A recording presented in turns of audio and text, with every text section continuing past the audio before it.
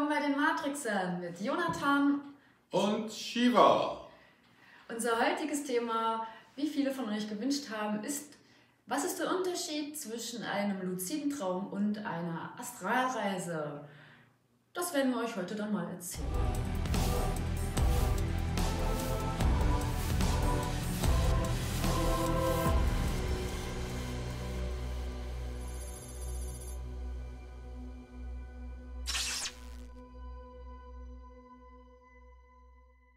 Es gibt ja viele Menschen, also zumindest die das luzide Träumen praktizieren und immer behaupten, ja, alles ist nur luzides Träumen, auch außerkörperliche Erfahrung ist nur luzides Träumen. Das sind die luziden Träumer, die das eben oft so behaupten. Und persönlich sehe ich das nicht so. Wie ist es bei dir? Nein, ich auch nicht, auf keinen Fall. Ja, also da ist schon ein Unterschied zwischen luziden Träumen und außerkörperlichen Erfahrungen bzw. Astralreisen.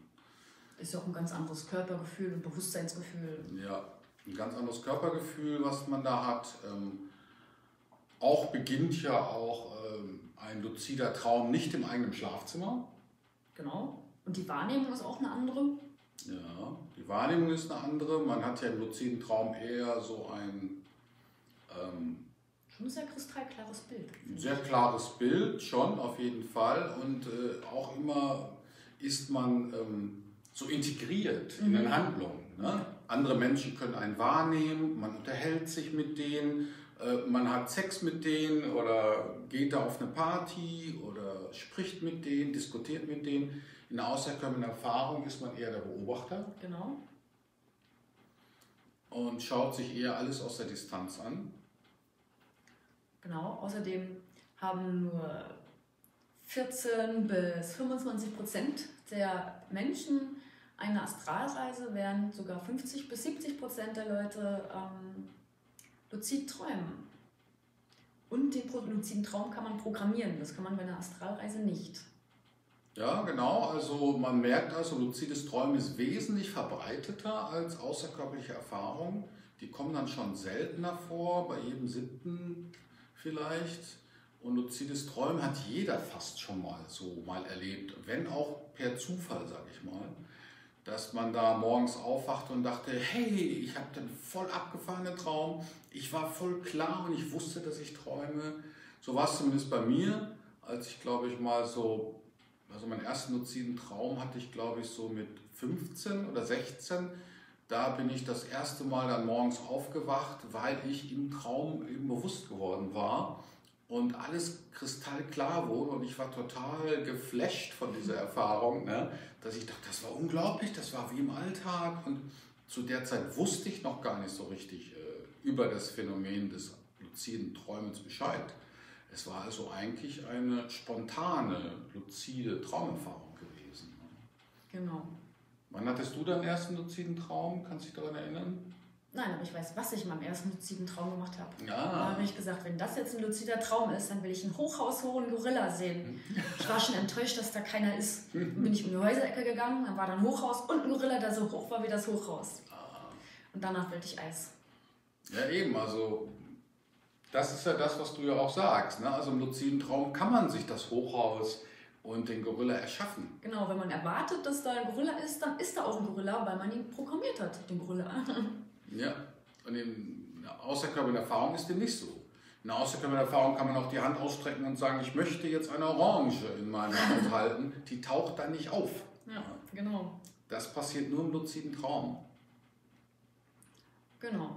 Dann die ganzen Effekte, die man ja auch hat bei einer außerkörperlichen Erfahrung. Diese ganzen Töne, diese Vibrationen und dergleichen hat man ja im luziden Traum auch nicht. Mhm. Ja, und der luzide Traum beginnt auch nicht im Schlafzimmer, ne, sondern Genau. plötzlich ist man irgendwo in einer fremden Stadt oder mit irgendwelchen Leuten zusammen oder sonstige Elemente, die ganz plötzlich auftauchen. Genau. Was gibt es noch für Unterschiede? Ich kann ja mal ein paar Fakten vorlesen. Ja, Was hältst du das davon? wäre klasse, ja. Genau. Einige haben wir ja schon erwähnt, und zwar, dass 50 bis 70% der Bevölkerung schon mal luzid geträumt haben, aber nur 14 bis 25 astral gereist sind, dass man die luziden Träume eben programmieren kann und die AKEs eben mehr als passiver Beobachter. Richtig, dass man Genau. in außergewöhnlichen Erfahrungen ist man eher der passive Beobachter und im luziden Traum ist man ja immer mittendrin in der Action. Genau. Beim luziden Traum hat man ein integriertes Körperbild, während sich die Astralreisenden mehr getrennt von ihrem Körper fühlen. Ja, genau. Ich glaube, Robert Peterson hat da auch mal in seinem Buch eine Unterscheidung getroffen zwischen luzides Träumen und außerkörperliche Erfahrung. Er hat das da auch sehr stark differenziert. Persönlich differenziere ich das auch immer ganz gerne und sage auch immer, außerkörperliche Erfahrung oder Astralreisen ist sozusagen Level 2 von luzides Träumen. Ja, weil luzides Träumen ist leichter zu erreichen als Astralreisen. Genau, bei einer Astralreise übrigens kann man natürlich auch seinen physischen Körper im Bett liegen sehen, beim luziden Traum eher nicht so. Nein, eher nicht so. Ja. Genau. Die luziden Träumer haben oft ein mystisches und lebhaftes Bewusstsein, während die Astralreisenden eher ein normales Bewusstsein haben. Genau. Die luziden Träumer betrachten ihren Traum als Produkt des Geistes, während die Astralreisenden eben mehr eine objektive Realitätswahrnehmung haben. Ja, man fühlt sich da wesentlich objektiver, ne, als Beobachter dann in einer außerkörperlichen Erfahrung oder bei einer Astralreise. Ja, man wird auch gar nicht wahrgenommen von anderen. Ne, also man kann dann seine Eltern besuchen vielleicht im Elternhaus und die laufen an einem vorbei, die bemerken einen nicht. Während man im luziden Traum, würden die natürlich einen sofort ansprechen und einen sehen. Auch in den Gehirnwellen, man hat auch Tests gemacht mit luziden Träumern und Astralreisenden, hat man auch EEG-Tests gemacht und hat da festgestellt, dass eben die luziden Träumer typische Wellen in einem EEG haben, die eben aufs Träumen hindeuten. Und bei einer außerkörperlichen Erfahrung wurden diese Traumwellen, sage ich mal, eben nicht registriert. Ebenso wurden die REM, also die schnellen Augenbewegungen bei den luziden Träumern registriert, bei Astralreisenden allerdings nicht. Auch im Hinblick auf das Nachempfinden dieser Erfahrung, das bedeutet, wenn man morgens aufwacht und hatte einen luziden Traum und erinnert sich auch dann direkt daran, wie man in diesem luziden Traum herumgelaufen ist, was man dort alles erlebt hat, da fühlt man sich auch etwas energetisiert, man fühlt sich dadurch erfrischter. Aber bei einer außerkörperlichen Erfahrung ist das viel stärker. Wenn man aus einer außerkörperlichen Erfahrung herauskommt, dann fühlt man sich richtig energiegeladen. Ja. Und also es baut auch irgendwie positiv auf, würde ich sagen. Genau. Die Wahrnehmung im Astralkörper ist auch wesentlich näher an der Alltagswahrnehmung. Die Persönlichkeit ist auch sehr stark zu vergleichen mit der Persönlichkeit in einer außerkörperlichen Erfahrung. Also das Bewusstsein an sich oder die Persönlichkeit verändert sich nicht. Im luziden Traum kann das durchaus mal passieren, dass man sich verändert. Dann ist man plötzlich total übergedreht oder vielleicht hat man irgendwelche starken Gefühle oder fühlt sich als jemand ganz anderes. Genau.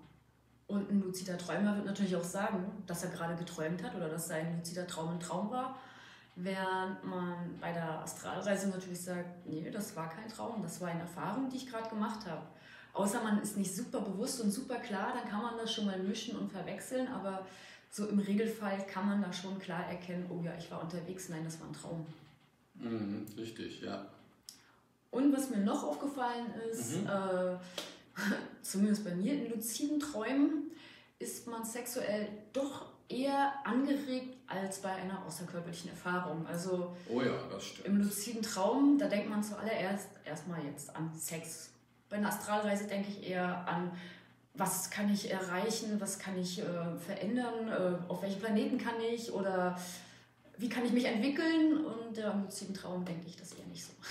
Im luziden Traum kann es durchaus mal passieren, dass der Sex einen so übermannt oder überfraut, ne? Und dann möchte man unbedingt dann ein Candlelight-Dinner mit jemandem haben, ne? Und ein bisschen oder stürmt gleich auf den zu und vernascht den. Also, genau. Ja, da ist man auch etwas unkontrollierter. Ja, finde ich auch. Also es ist schon schwieriger, das zu kontrollieren. Kann man natürlich lernen, aber... Und wenn ich auf einer Astralreise bin, dann will ich mit Sex gar nichts zu tun haben. Nö. Also, dann will das ich was ist mir erleben. nur einmal passiert. Ja, dann will ich erleben, ja, mir auch nur ganz wenige Male. dann noch mehr experimentell. Da will man eben was erleben, ne? Abenteuer erleben und dergleichen. Im luziden Traum ist man schon eher so Opfer seiner eigenen Triebe manchmal. Ja. Genau. Ja, würden uns noch mehr Unterschiede einfallen? Also spontan glaube ich nicht so, aber ich denke, das waren ja jetzt schon eine ganze Liste von Unterschieden. Und ja, ihr könnt ja mal vielleicht in die Kommentare schreiben, ob ihr da Unterschiede gemerkt habt zwischen luziden Träumen und Astralreisen, beziehungsweise wie das so auf euch gewirkt hat in der Wahrnehmung oder auf eure Gefühle und Emotionen. Da könnt ihr ja mal nachschauen bei euch selbst und könnt ja vielleicht einen Kommentar hinterlassen. Genau. Und dann war es das wieder für heute. Und wieder unterstützt uns, gebt uns ein Like und abonniert uns. Alles Gute, bis zum nächsten Mal. Macht's gut, ciao. Ciao.